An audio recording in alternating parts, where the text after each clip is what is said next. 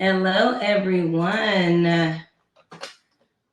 Thank you for joining our session on leveraging ERGs to affect change and spark innovation in the workforce, workplace, and marketplace. I'm super excited. My name is Aries WebbWilliams. I'm the Director of Programs for DFW, ATW. I've been here for 3 years. I'm as a board member. I've been a member, I think, since 2016. I'm also a software portfolio advisor for Software One. I'm a podcast host. I'm a homeschool mom to 2 boys, LJ and Marvin.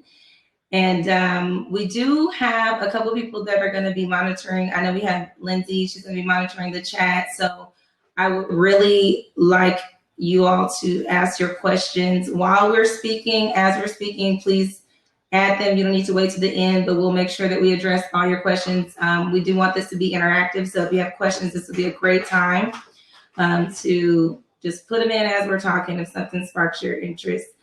All right, so I'm going to go ahead and get started and introduce our speakers for today, our panelists. We have Elise JamesDeCruise. She is the Chief Diversity and Inclusion Officer for Marcus Thomas, LLC. Elise is an award-winning global learning and development professional and diversity and inclusion practitioner with over 15 years of global experience in marketing, strategy, design, and delivery of learning solutions and services for clients, partners, and industry professionals within the workforce, workplace, and marketplace. Elise has a BA in communications, PR and advertising, along with an MS in instructional leadership and business communications from Robert Morris University. She is a former, this was so interesting to me when I saw this. She's a former Division I student athlete. She led the nation in rebounding. She made a successful transition after sports into the corporate world and she's committed to the development of student athletes, both on and off the court. She resides in Bergen County, New Jersey with her family. And so Elise, go ahead and join me. And then actually, you know what? Don't join me yet. Let me read Shannon's bio and then I'll have you both just join me on stage. So Shannon Benjamin is also one of our guests. She's the VP of Global Talent Acquisition at Pure Storage, who is a longtime sponsor of ATW. Shannon heads up Pure Storage's global recruiting team and is a key internal champion of leading through inclusion and hiring for diversity. Having learned from one of the best minds in IND, inclusion and diversity, on the importance of creating a sense of belonging, Shannon is helping Pure create this safe space with many voices to set bold goals, drive accountability, deliver a fail-safe, inclusive hiring process, and seize the moment for intersectional sponsorships. Outside of Pure, Shannon is a longstanding advocate of Growth Inc., of which I am an alum, with focus on improving literacy rates among those who need the most support. She's based in Sarasota, Florida, and enjoys beach and backyard life with her husband and 17-year-old son. So I'm going to ask the ladies to come on in and join me on the stage. Hey, Shannon. Hi. Thank you, Aries. Hi. And how are you doing? Good, good. Hey, Elise. Hello. Thank you. You know what? This is the beauty of, I find the silver linings in a lot of things. So I wouldn't have had the opportunity to have either of you as speakers if we were still doing face-to-face meetings. So I'm super glad that technology has allowed for us to have this conversation. I think you both are the perfect people to have this dialogue with. So thank you for joining us. Thank you. Thank you. So I'm gonna jump right in because I feel like, we can talk about this stuff for a while. So I'm gonna give us some time for Q&A at the end. What kind of sparked this for me is obviously everything going on in our world right now. We obviously are in a crisis of multiple proportions when it comes to COVID-19, the pandemic, all these things. And in the last session that I was in with Star Carter from Canaries and Kim, she kind of teed up this conversation talking about just different ways that companies are at various stages within their journey when it comes to employee resource groups and working on diversity as a whole. And so My company is also doing that. We're in the beginning stages of really trying to figure out how to do this in the right way and all that, because I think over time we've seen it work, and sometimes it hasn't worked. But I did see this article that I kind of want to use to start us off into this kind of our first questions here. And Fast Company, they had an article that was co-written by Minda Hartz, who's a friend of mine. That's actually her book right there, back there. And Sarah Lacey and Eve Rodsky. And a couple quotes that came out of this, they were talking about ERGs and how companies can leverage their, how they are leveraging their ERGs. And two things stood out to me that I want to just kind of pick you guys' brain about. And one of the quotes was, ERGs, basically what they do, increase the recruitment, retention, and inclusion of underrepresented groups. And the other piece was that ERGs are even more important than ever when you consider the reckoning of race and the reimagining of the workplace due to the current COVID crisis in America. Companies have massive diversity and inclusion problems, not just women and Black employees either, in leadership positions, but with all groups that are basically anything other than a white male. And so Glassdoor did a study on diversity and inclusion that it had declined by like 60%, the focus of D&I before these recent protests, suggesting that when everything, seems like it's okay, it was a nice to have, not a must have. And now we're like, we gotta have D&I, we need everything, ERGs, right now, everybody join together, right? So I want to level set here and just kind of say, in both of your opinions, like, what do you feel the role truly is of an employee resource group? And either one of you can start. Yeah, well, I think, and thank you, Aries, for level setting and providing that additional context. I think it's really helpful as we move the conversation forward. I think, employee resource groups have a number of ways that they can advance diversity, equity, and inclusion and belonging within the workplace. One in particular is creating a safe space to have brave and bold conversations about, differences and also, similarities within groups to bring people together. And it also creates a space for allies as well to learn about, some of the struggles, if you will, the inequities within the workforce, and also outside of the workforce that impact individuals who are within underrepresented groups. We talk a lot about, bringing your full self to work. And in order to do that, it's really important to acknowledge that for certain groups, they have a lot of, they could have a lot of baggage, or it could be, heavier to bring their full selves to work if they don't feel comfortable. So I think, there's a lot to certainly unpack around employee resource groups and the role that they play within an organization. But one in particular is to create a safe and brave space for people to have conversations within the workforce. And then we could certainly talk about how these groups can align with business priorities within the workforce as well to drive and advance DE&I. Shannon, did you have anything you wanted to add there? Yeah, I agree completely, Elise, with that, kind of primary value driver of creating connections with individuals with similar interests or similar experiences or similar wants and needs. And as I think about just different companies where I've been a recruiting leader and there have been ERGs, and I've never actually belonged to an ERG until I joined Pure, and I've been doing this for a really long time.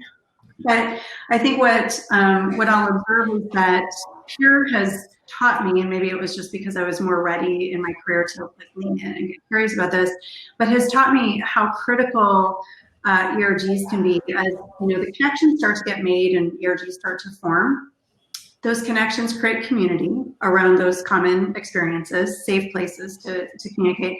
As those communities start to mature and take form, two really important things come of that. The first is, Elise, what you had talked about, which is that creating that sense of belonging. And I had shared, Aries, you read in my that one of my, kind of key lessons, and maybe this is why I was ready in my career to lean in differently, is that I worked for an HR leader in my previous company named Pat Waters. And Pat Waters is credited, I know it's really commonly referred to now, but was credited with coming up with this sense of belonging and how important belonging is to drive company success. So back to like the company's business and commercial outcomes. And the reason for this is that for individuals to truly achieve their most in their roles, the most for the company, why they're here in the company, they need to have that sense of connection to individuals like them that creates that safe space for them to contribute as they are. So really, truly bringing their authentic selves to work. In absence of that, what we learned about is individuals feel unsafe. They won't take risks. If you feel unsafe, you're not going to likely put yourself out there and take risks, right, which holds people back. Because the one thing we learn from more than anything is when we're stretching ourselves into new and unfamiliar areas of our job. And so creating that safe space to take risks is a really fundamental need for companies to have their employees do. That sense of belonging creates that safe place to do that. The other thing is we learned a lot about the effort people have to put into feeling like they fit in is significant. Can be like 30% of someone's day, just trying to fit in, trying to, present, show up, communicate in whatever way they perceive as necessary that is not truly themselves. It takes a lot of effort for us to pretend we're someone we're not. And so, we heard quite a bit about this in a listening session that one of our ERGs hosted from previous employers. And so that really, when you feel like you can be who you are, you really can do your best work. You're not doing your best work and putting in that effort, burning yourself out, or you're not doing all that effort, putting in your best work, but not quite making the bar. You're really, truly fulfilling your true and full potential. So that's like huge benefit number one. And then the second one is as these ERGs start to form and create, a more formal way of communicating, understanding the needs and expectations of the ERG members, there's the ability to influence both within ERGs, working out how do we want to be here for each other, what kind of investments do we want to make, how do we want to support each other, but also to the broader company, representing in a single voice. These are some interests that we have. These are some experiences we're having. We'd like your attention in these areas, or we'd like to participate with you in these areas. So it's a really important bridge to have that voice in common, to share with leaders in a way that's really ready to leverage and use. So it's like really powerful things in this way. The more mature they get and when done especially well. You sparked a thought in my mind that I didn't tell you guys about because it just came in my head.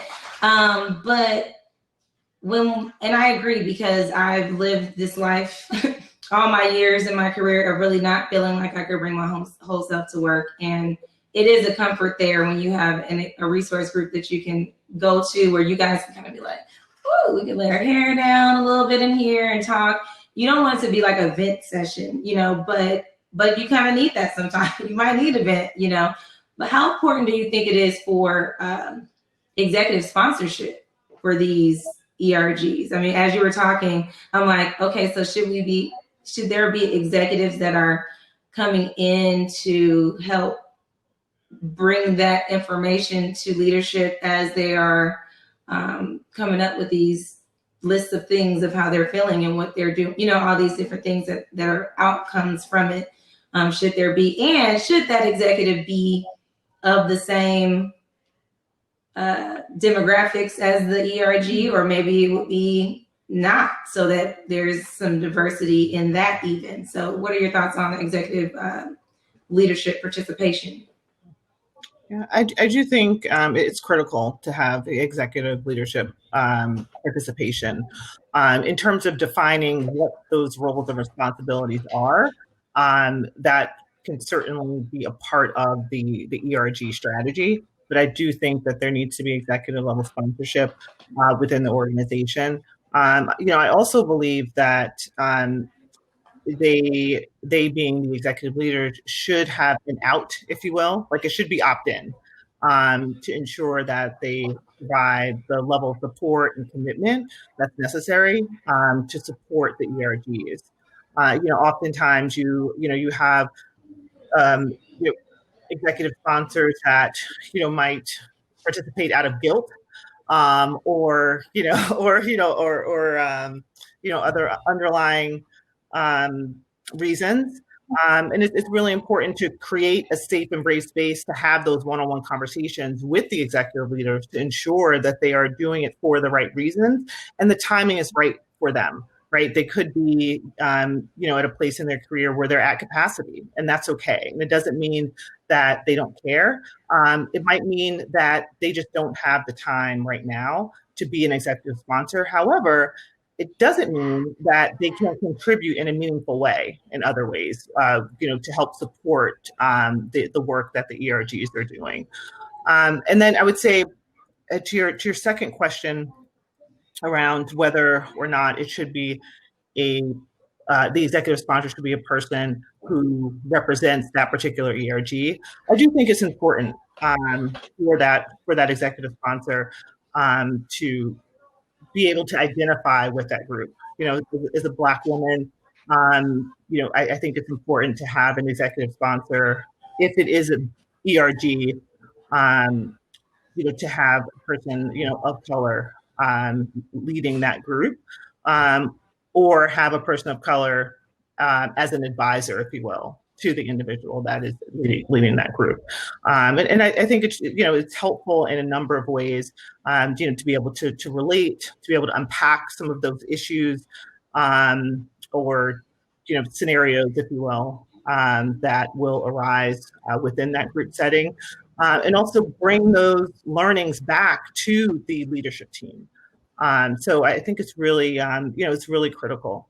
And one other note, I find that for a lot of smaller companies, that want to form ERGs, and we might talk about this a little bit later, not waiting for an executive to tell you that, now is the time.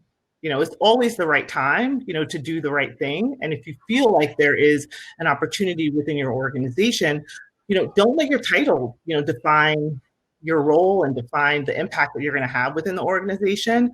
Galvanize the internal stakeholders and bring a group together, and determine, what the purpose and the mission, if you will, of the ERG is, and just build.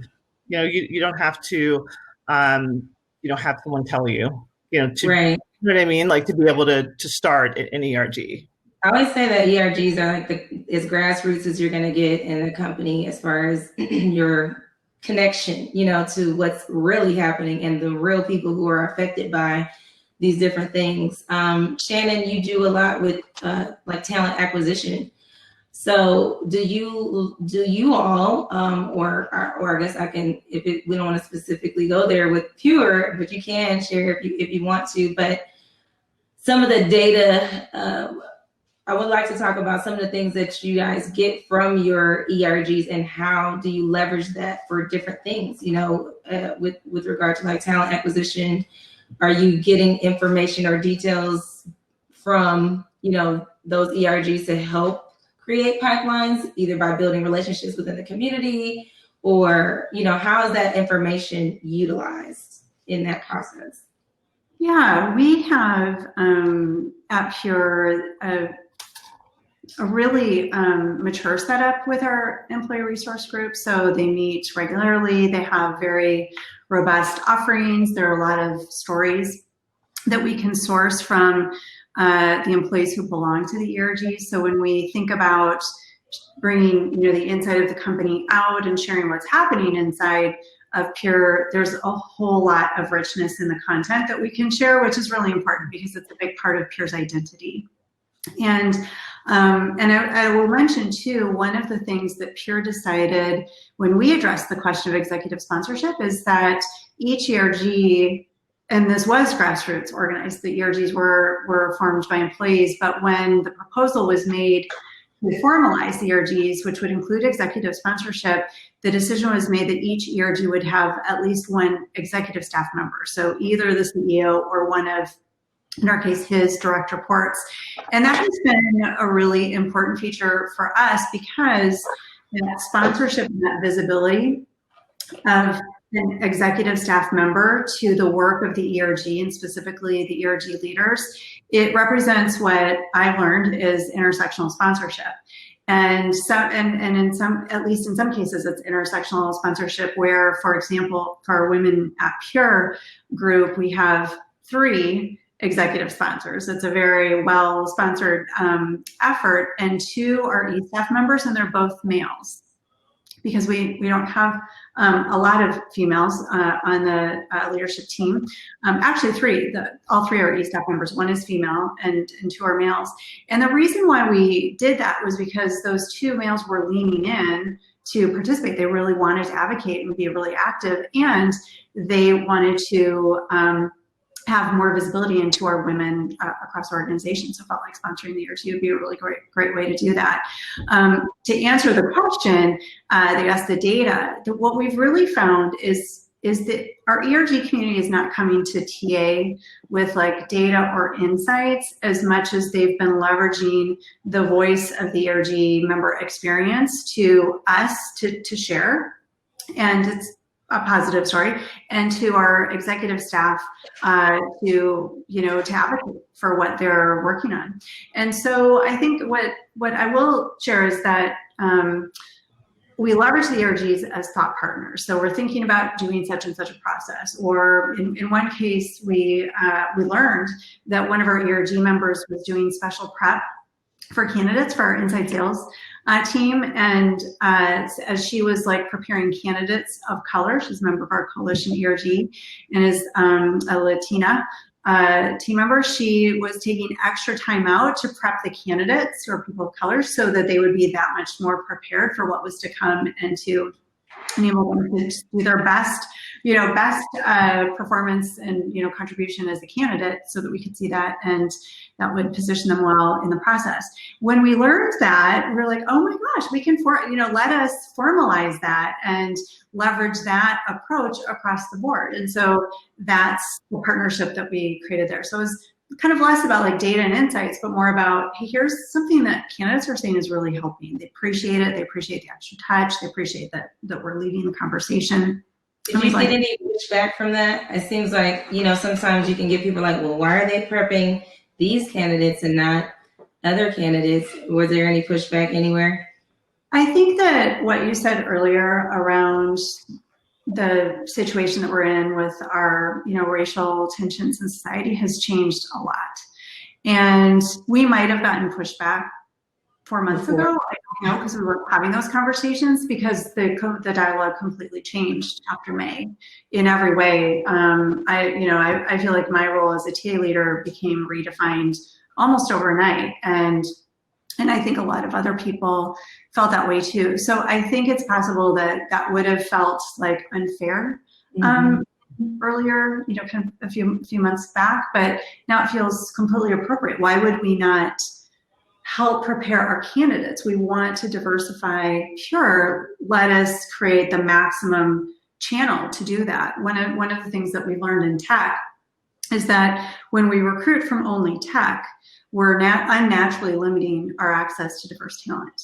Because overall across tech, it's just tech did not do a good job early on of diversifying, and these demographics have kind of sustained themselves. Many companies have done really well, and certainly they've made big efforts, but it is now requiring a different set of actions to correct for that. Yeah. And it's opening the door to more diverse populations to select into tech than just recruit from tech. And I feel like people really understand that in a new way now. Yeah. And I think it's really, no, go ahead. Yeah, I was just going to say, to build on that, Shannon, I think it's really important as we're looking at diversifying our talent pipeline to meet people where they are. So at Marcus Thomas, we're really intentional about strengthening partnerships both inside and outside of the advertising industry.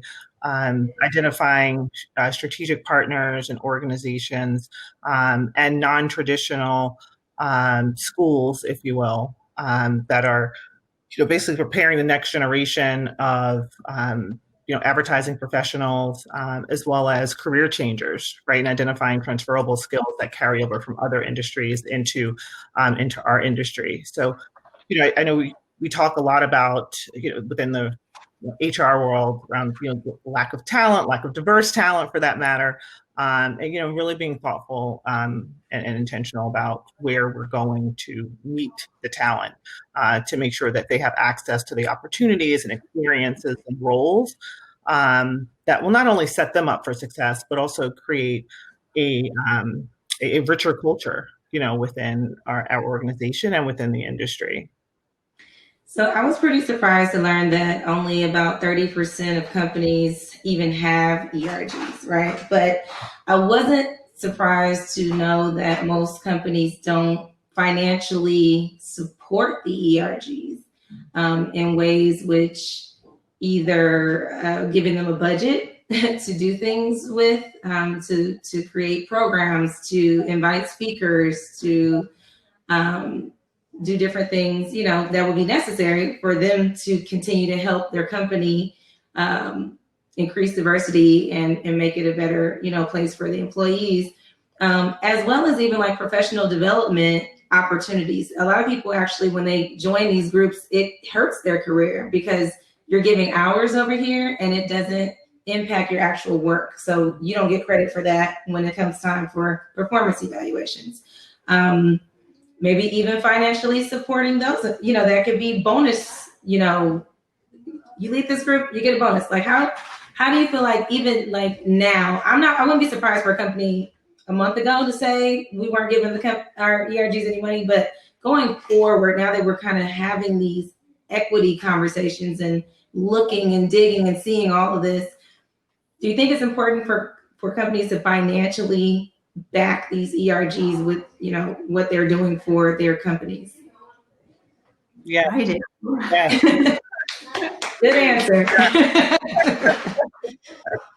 Yeah, we've evolved a budget model over the last few years. And when our ERGs first formed, we were about 750 employees, so small. We're about 4,000 today. And the founding story was one where Pure was, showing signs of early success. So we were starting to get traction on our products. We're starting to see we're really going to do what we set out to do. And so the growth was happening really quickly. We were doubling in size. And what that meant was we were starting to get critical mass of individuals who were starting to form groups because there were enough people to be like, oh, you and I look alike. Hey, how would you like to have lunch? And then you have lunch and then, oh, you know what? So-and-so is going to a networking group. Do you want to come with us? And so you start to see the group form. So that was starting to happen. And the other thing that was happening was that we were showing our cards of a high growth company in that we had leaders who were managers for the first time due to promotion, leaders who were coming in from different companies, bringing in whatever their philosophy and kind of approach was on inclusive leadership from where they were and coming in. And we started to recognize gaps in our ability to be effective inclusive leaders. And so one of our employees, his name is Stephen Botte, he observed this, and he had previously worked at a larger company that had an ERG program. And so he and several other individuals got together and decided to pitch our executive staff on an ERG model. And that pitch included both financial support as well as that organizational support in the form of the e-staff sponsorship. And they were very compelling, and it was approved on the spot. They attracted 8 sponsors immediately, and that really set the foundation and the assumption that we would always have a budget aligned to our. Can you send that proposal to me so I can send me the proposal with that. I'll do that. He's so passionate, and he's no longer an ERG leader because this was 6 years ago. He is now a volunteer coordinator.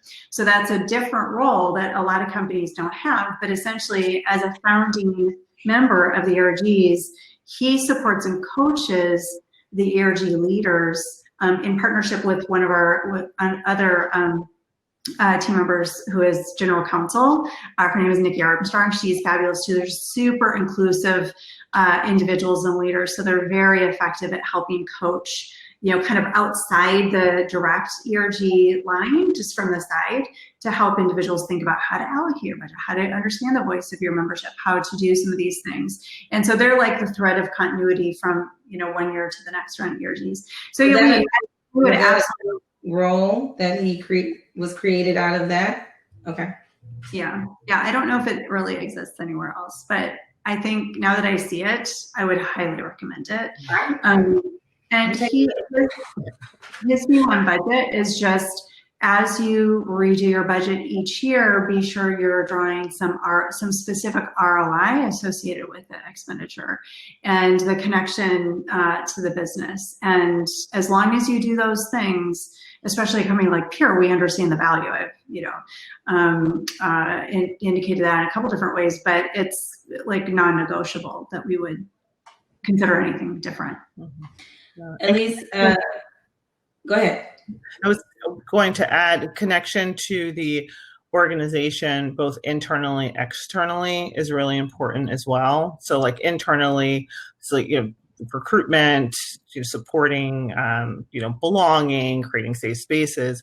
But there's also a role by which ERGs support and advance DE&I within the marketplace as well, right? So, partnering with the ERGs to review creatives, for instance, right? That, might be, maybe it's during LGBTQ plus, month, or maybe it's during Black History Month or Women's History Month, making sure that there is a seat at the table. Those underrepresented groups have a seat at the table, if you will, and are able to review the creative, the content, and the messaging to make sure that it's sensitive and is authentic within those groups. So, I'm a big proponent of, ERGs, or if you want to call them affinity groups or what have you. I just think it's really important to continue to build the case for why they're important and how much they matter in both internal, goals as well as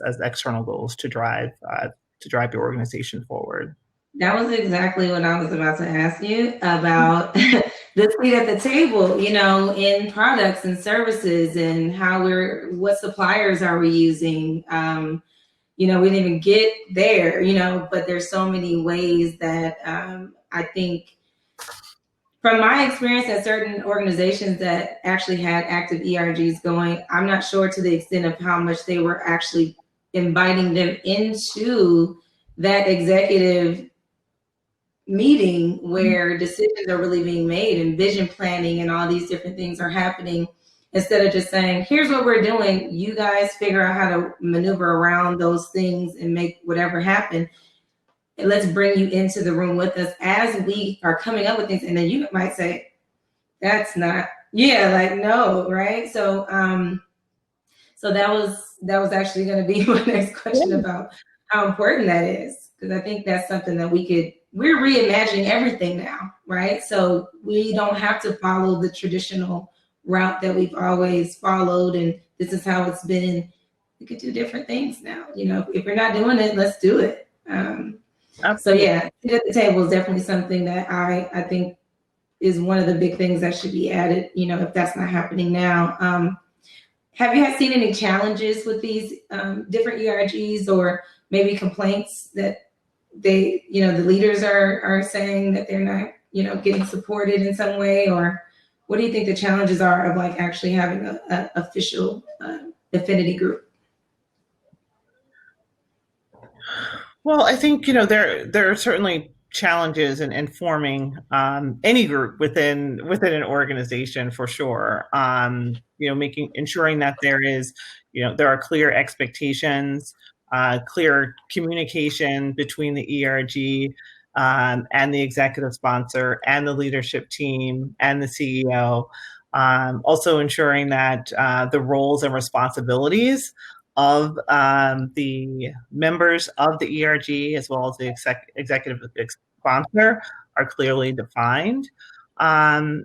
And I would say that maybe the third challenge, quote unquote, if you will, is if there isn't any senior leader representation on the ERG or within the ERG for that matter, to bring forth any issues or topics that were discussed to the organization and to senior leadership.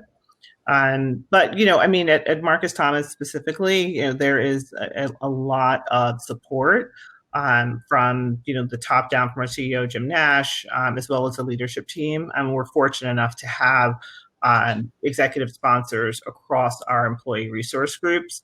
But I would say more broadly, it's really critical to ensure that roles are clearly defined, expectations are clearly defined, and that the stories are being told both internally and externally. I find with ERGs in particular, you want to wait until everything is perfect before they share their story.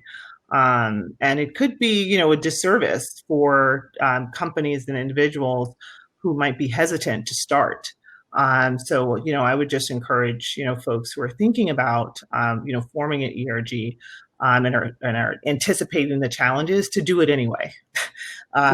It will be worth it. So just do it anyway, and bring people together that share in your commitment to advancing, DE&I and creating a safe space within the organization. You said something that I think is important as well, as far as like the storytelling. One thing that happened when the George Floyd situation, took place and all that attention, I struggled at work that whole week. After that, I didn't realize that I was struggling because I'm used to not bringing my whole self to work. And so I was just like getting on the calls and doing my job and smiling on the Zoom and everything, or not Zoom, because we use Microsoft Teams at my job. So, and and then it was like one day, right before I started work, I watched something on the news that just triggered me. I think it was when the CNN anchor got arrested on camera. Yeah. And I don't know why, I think it was like all the stuff like that just tipped me off. And I was like, oh my gosh, like I broke down, And so when I was getting ready to go get on the call, I'm like, if they ask me how I'm doing today, I'm going to be honest. Mm-hmm. Like I do in that moment, like I got to be and I'm that person, like to a fault. Sometimes I'm authentic. That's just what I am. So I'm like, if somebody asks me how I'm doing, I can't even lie. Like I'm probably going to cry like on this call. So, and that's what happened. And it actually started a great dialogue between my team, me, and we cried together. We virtually hugged basically. And it really got the ball going. And to think, what if I never said anything or tried to act like nothing ever happened? Then they would never have known how it was affecting me as their person. So I think the storytelling, and even from my CEO, he even sat with me for an hour just to hear about my experience and wanted to learn more about me and what I've been through. So I think that, obviously my questions are probably leading because I'm like, I want to help my company as well, do better or start well in this space, this ERG space on our new journey of creating employee groups. And I think so for other companies that are here today, people who are representing other companies, what do you guys suggest as far as ways to just get that conversation started? And, maybe they haven't talked yet. There's companies that may have never made a statement since all this stuff, or internally they might have not even be talking. So what do you think are some good ways for them to kind of get started in this? I would say I would go back to, Elise, your recommendation, which is just take action. So it just takes one step in, like you did, Aries, one step in that direction to be open and to bring others in, and then that movement starts to grow. and you're able to bring more people in and create that level of awareness, and then start the, formalizing of, it feels like we're getting a real ERG together here. Who wants to be a part of this? And to let that start to snowball and carry the momentum that the early steps started. And so I do, I will share with this group, one of the, I would say it was like such a the most profound experience I've had at work. And it was the coalition, which is our ERG people of color up here, that our coalition team hosted, which they called a healing session. And it was a listening session, and they invited the whole company to it. And our ERG leader kicked it off, and it was like the most raw emotional experience I've ever seen in a workplace. It was an hour long, and multiple ERG members contributed from where they were, sharing their own stories, their own experiences. And anyone who was in that meeting, and there were about 600 people, I believe, in that meeting that day, and was available for replay, would have left a different that was the moment where I realized, oh, my job is not what I thought it was, and I would imagine a lot of people who are in that meeting felt that way, to realize the role that each of us plays in remedying the situation that is. And so I share that just as a source of inspiration and, further confirmation. These conversations have to happen for organizations to create that cultural competency and awareness of what our employees are going through. And we're really lucky because we started this early. And so we have this healthy, vibrant, thriving culture where people know they're safe to do that kind of thing, and that they can trust, we can trust each other to share and be heard. And so the earlier you can start this, the better it is. I think it was very important for Pierre, as I learned the history of the company before I was here, that this was an early part of our foundation. Yes. Elise, any other additions to that? I would agree with all the points that Shannon made. I think the best time to start is now. There's no perfect way, other than being authentic and really taking the time to understand what your why is, why you're starting an ERG, why you want to be a part of it, why you think that the organization is going to benefit from it, and just take action. It's hard. It's hard. It's not. It's a lot. Definitely. It's hard. It's a lot to unpack.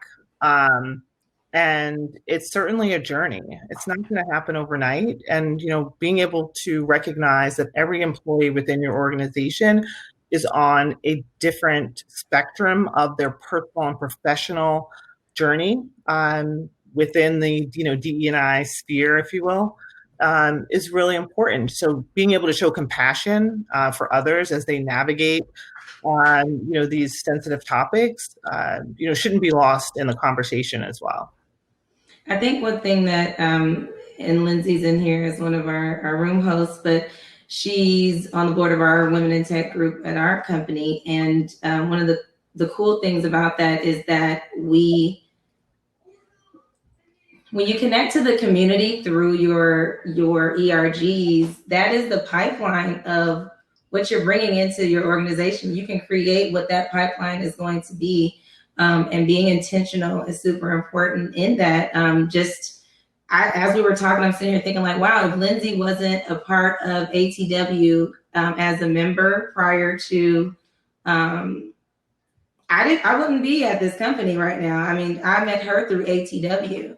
And so we built a relationship, and then I ended up coming into the company, but it continues that company culture, right? So you're able to say, hey, I'm out here, we're in the community. So I have the nonprofit side where I'm a board member. We're working with different corporate sponsors and things like that. But the whole purpose of you sponsoring is, why wouldn't you offer those opportunities within our group and say, hey, we got a big old group of women in tech, that, and all of them are not in tech. So tech adjacent roles, marketing, sales, this and that, utilizing that ERG to build those relationships within the community, because otherwise they probably would have never even heard of ATW if someone wasn't a member, or connected to this group.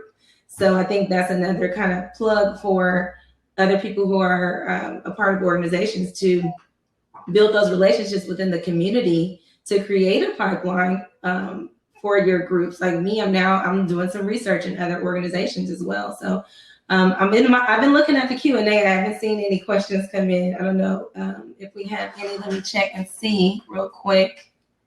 Oh yeah, we do have a couple. Okay, so I see Lindsay popping in. Can you hear me? One says, yep, I can hear you. Okay, great. I see let's see. If there's not a person in executive leadership at a company that has characteristics of the ARG, how does that change your perspective regarding the sponsor needing to represent that group? I think at least that was what you mentioned about like having someone who represents that group.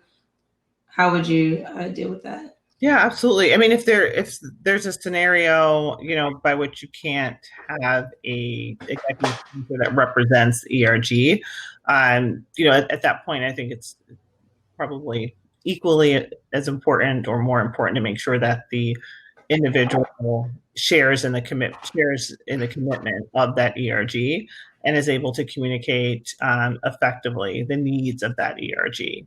So, I think if it's not possible to have someone, to represent the ERG, I think making sure that you trust the individual, that they share in your commitment, and that they have, the influence and the trust of the other leadership team members to be able to convey, any sentiments to the ERG, to the leadership team members and within the organization, and to be able to provide that support, whatever it is. Maybe it's financial support or, a thought partner, if you will.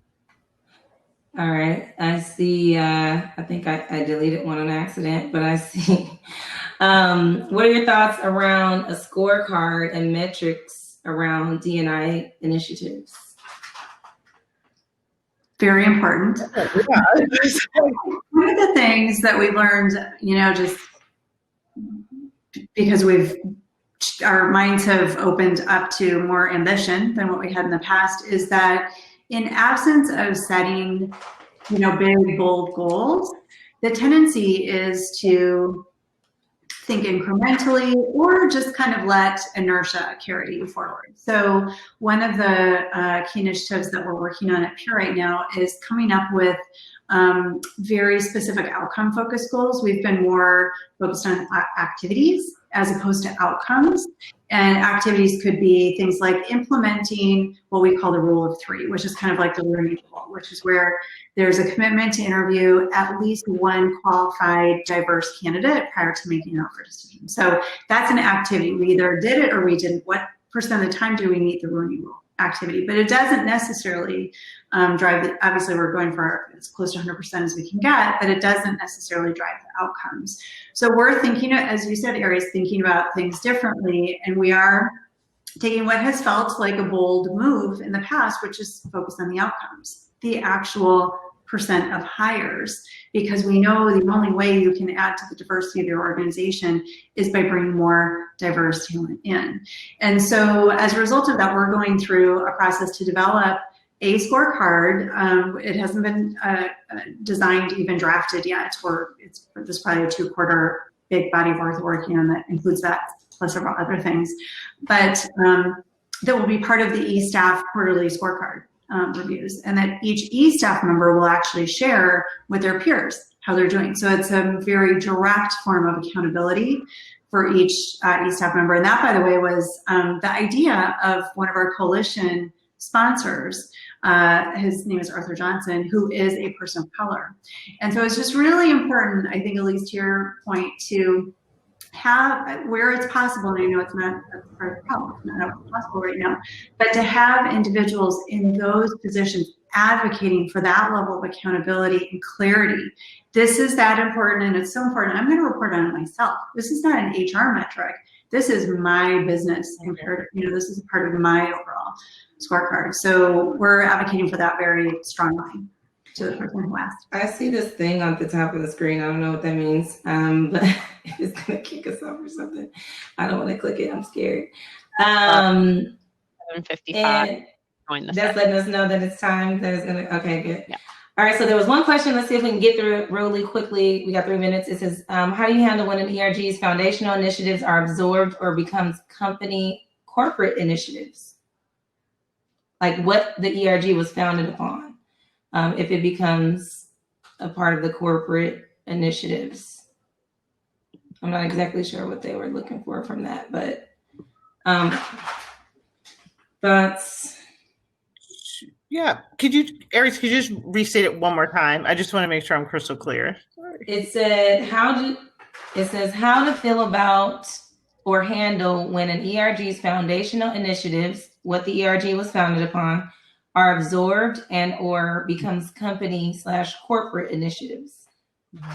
Well, I think that can be a positive thing, right? I mean, that's where, at least from my perspective, that's where you want the ERG to be. Right. Exactly. You want the goals of the ERG to be in, direct alignment with the company's goals.